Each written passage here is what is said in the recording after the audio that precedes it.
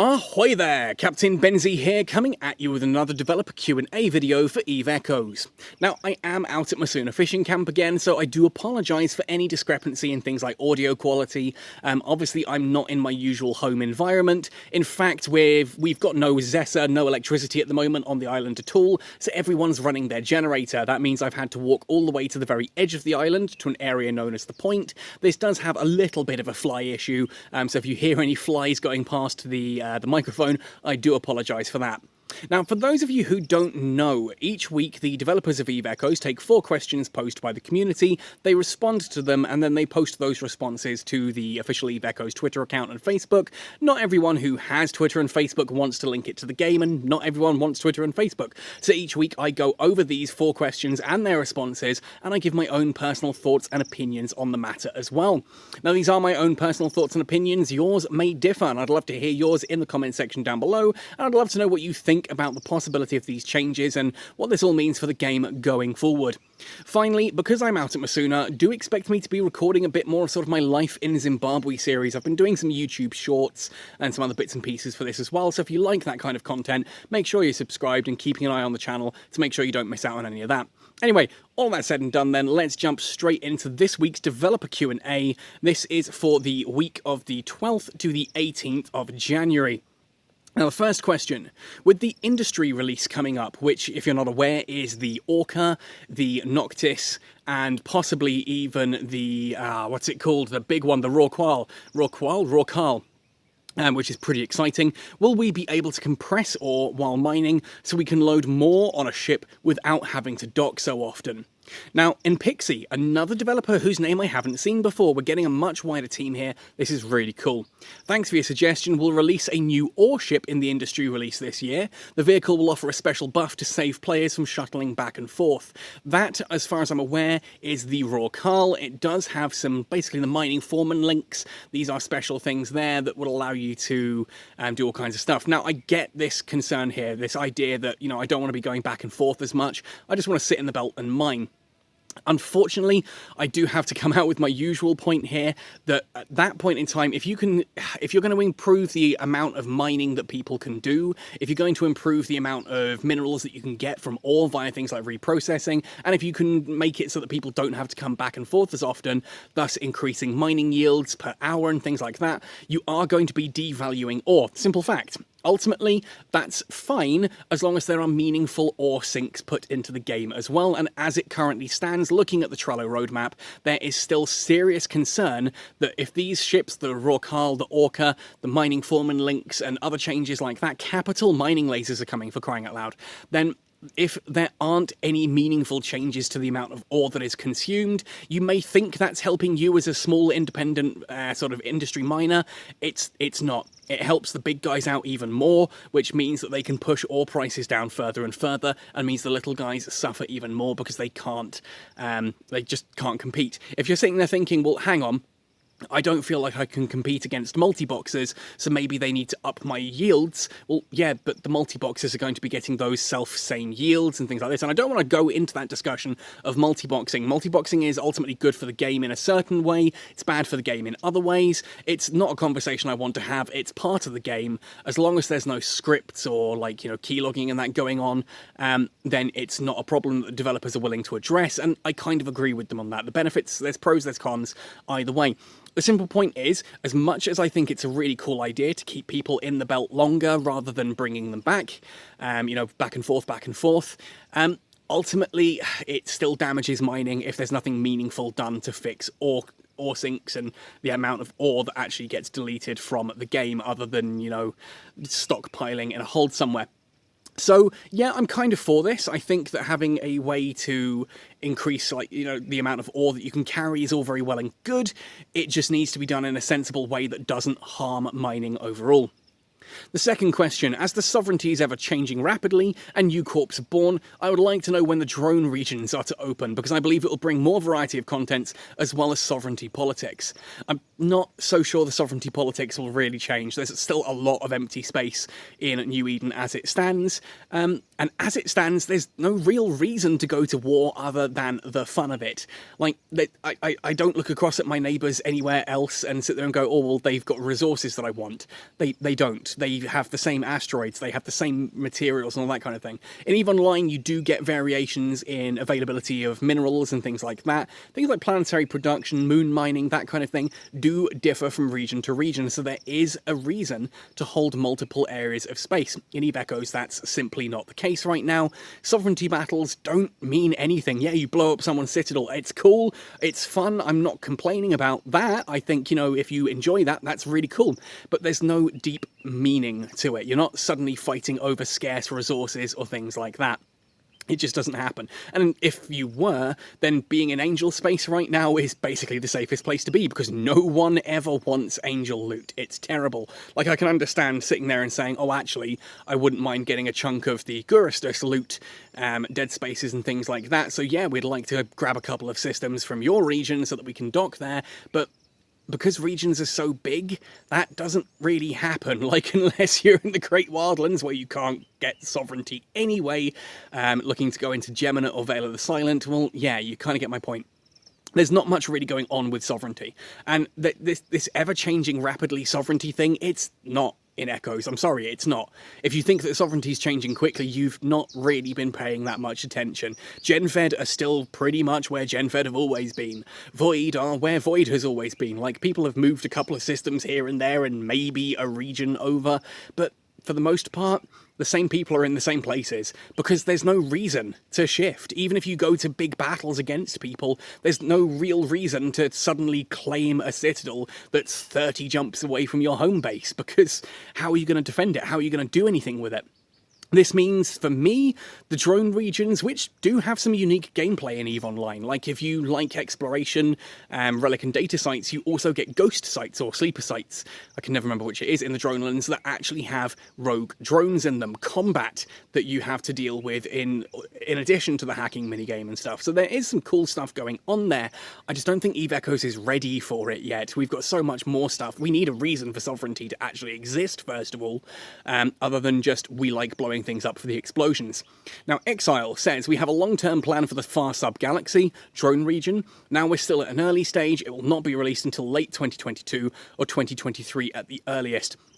I very much agree with that. There is no need for it right now. No one's sitting there going, oh, I want to I want to go into nullsec, but it's just too crowded. It's really not. There's no new resources that anyone would need.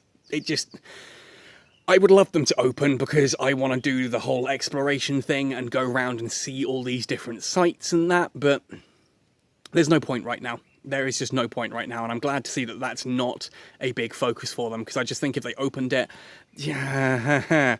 I remember being in Golden Horde, and that was one of the things that Golden Horde wanted early on. That's why they took Cache, because they wanted the passage, like outer passage and stuff, nice and early, so the second that the drone regions opened, they could move in and expand that way. It was such a stupid goal, because there was no point ever trying to claim those, and so they held on to stupid regions for no purpose at all, because we still don't have the drone regions, and even if we did, there's nothing unique in them. Moving on, weekly developer Q&A, question 3.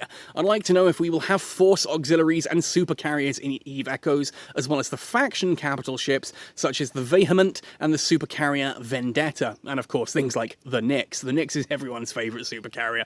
Let's be completely honest, it's an awesome ship, it looks amazing, and it's a lot of fun to fly.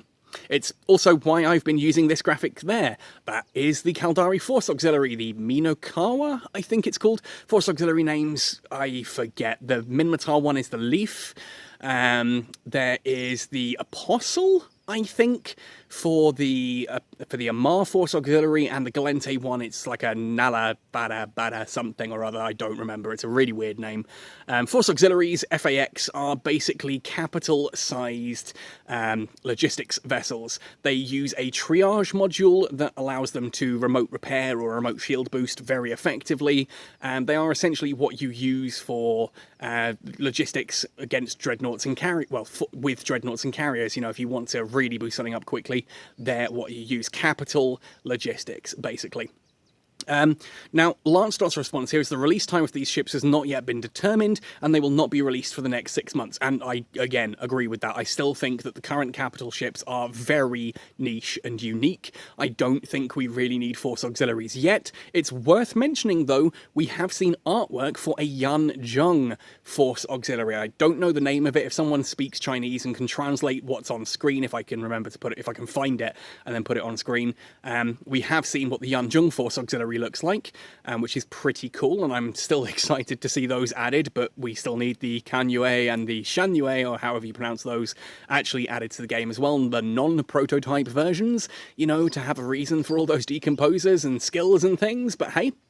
As for the Vehement and the Vendetta, again, faction capital ships, yeah, you got things like the Chemosh and that as well, which is a really cool ship, but there's no need for it in EVE Echoes yet. Like, carriers and capitals are just so niche right now. Again, until sovereignty has actual meaning and we are getting into proper sovereignty wars, and if you think we've had proper sovereignty wars, we haven't. We've just had little skirmishes and maybe the occasional citadel blown up.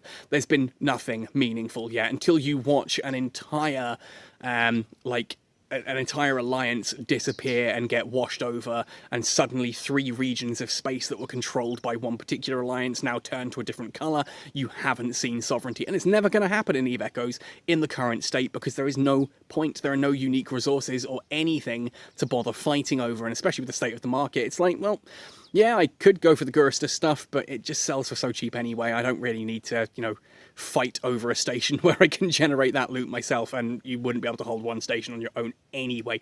Anyway, the point is, I really don't think we need new capital ships. I definitely don't think we need super carriers. Like, seriously, super capital ships right now are just completely and utterly unnecessary. They're cool, but they're just, what are you going to do with one of those in the game right now? It's going to take you like 3 months to build the bloody thing, and what content do you think you're going to do? You can't we don't even have keep stars to dock the things at yet. So, like, you know, chill out, sit down, wait for it, okay? I'm glad. 6 months at the very least before these things arrive. I'm hoping it's more like a couple of years before those arrive. There's a lot more stuff that we need to get that's not on the roadmap, that's not being talked about properly, that we need to have added first. Now, this is a really interesting question here. So the question is, will there be a camera shake effect so the game doesn't look boring when doing PvE, PvP? And my suggestion is rental projects should be there for permanent. Second, please make industry players more useful, making playing as industry players not effective to make NISC than PvE players. Now, I'm going to talk about this in a breakdown kind of way. So that first one, will there be a camera shake effect? We've no immediate plan to add a camera shake effect. Kind of good. Why? Why would you? EVE Online doesn't have a camera shake effect and things like that, as far as I can tell. I don't think I've ever seen a camera shake effect in EVE Online. It just seems ridiculously unnecessary. Not to mention, we used to have a shake effect during Warp that actually got taken out of the game because it was making people feel sick due to motion sickness. So it would need to be a toggle. It's a really niche feature.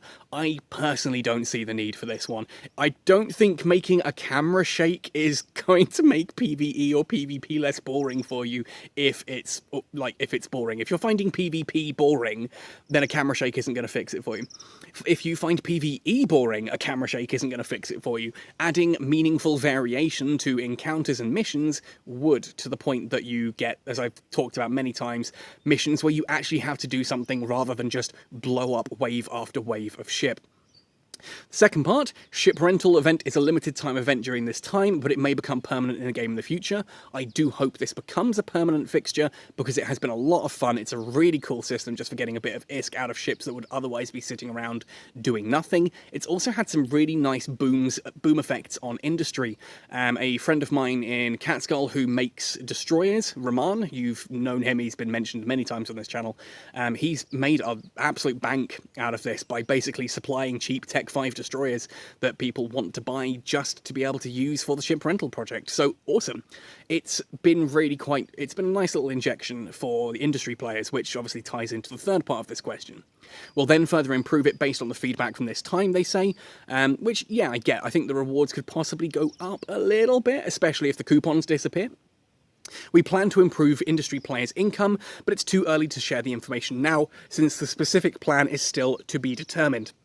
There's also a part that you don't necessarily want to give everything away ahead of time, because then people with the resources will start planning it ahead of time and get a massive knees up over everyone else. So we know that there are some changes coming to industry, and the fact that they're saying here, we plan to improve industry players' income, to me, that's heartening, because as we've just talked about with like the additional boost here to like compressing ore whilst mining, there need to be some very large changes made to industry and mining specifically, in order to actually make it lucrative and interesting for new players. Because you've got to remember that ultimately things in industry tend to be set by the Tech 10 players. They're the ones with all the reductions thanks to their skills. They've got better ships, they mine materials faster, they reprocess those materials into more ores, and their blueprints require fewer things to, you know, do than other people's because they've got those resources.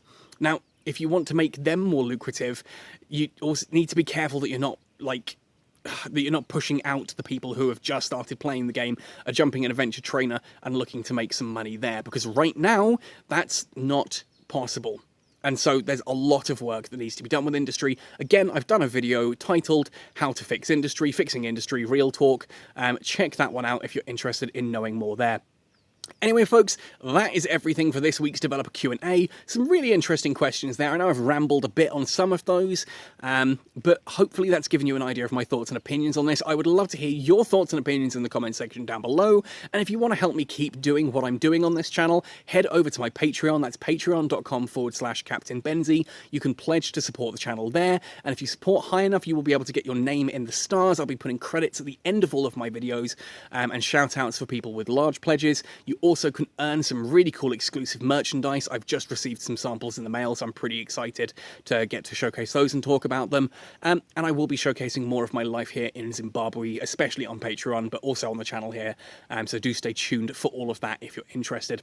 Otherwise, folks, thank you for all your support. Thank you for listening to this one right the way to the end. Happy sailing, and see you in New Eden.